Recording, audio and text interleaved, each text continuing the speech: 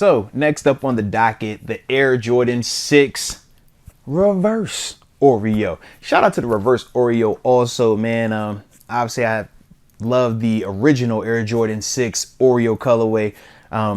Definitely one of the like one of the OG sneakers in my collection, actually, man. But obviously with the reverse Oreo, the big difference is instead of it being the white and black throughout the majority of the shoe, you get a flip where it's completely white throughout, obviously, as we can see. And now you got that Oreo specs, the black and white popping out on the sole of the sneaker, right above that beautiful icy translucent sole. You love, or yeah, sole bottom of the sneaker, man. You love to see it. That's the beautiful part that stands out with this. But the specs, the Oreo spec, that black and white, obviously, as you can see it on the back on the pull tab, getting your shoe on. I said, it's definitely a clean look, man. If you're looking for, you know, that predominantly white shoe, this is it.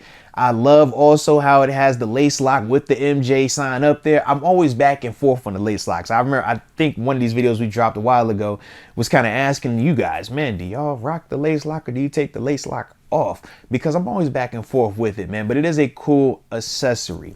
But like I said, with this Jordan 6, the reverse Oreo is dropping June 8th. All right, so next month, got a little bit of time on this. And this is back to the $200 retail price for this one, man. But the big reason this shoe, I think, will do well in terms of people wanting to purchase it.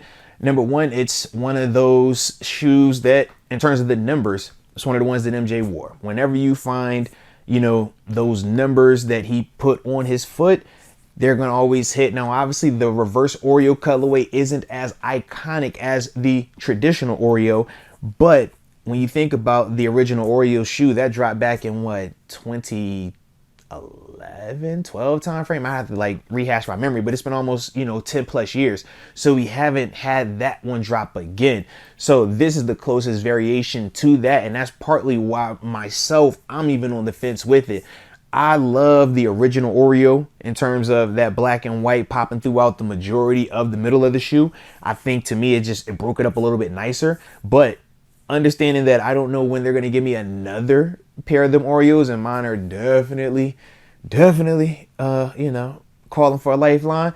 Yeah, this might be one that I have to consider. Also, I like the fact that it appears that it's going to be all leather, whereas with the original Oreos, you had that leather and suede flip-flop throughout the shoe as well. All right, so just in the sense of when you're talking about cleaning them and upkeep, especially with it being a white shoe, that is at least something that kind of gives us a benefit right there, man. If that was all suede, we could run into some issues, as we could imagine.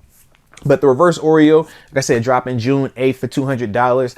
I like the shoe. I think it will do well because, like I talked about, man, it's a clean, simple colorway, white and black. You can't go wrong with it. It is one of the shoes in terms of the numbers that MJ wore himself. So, yeah, but definitely a vibe, man. I think it's going to go clean. I think it's going to go really clean in the summertime as well.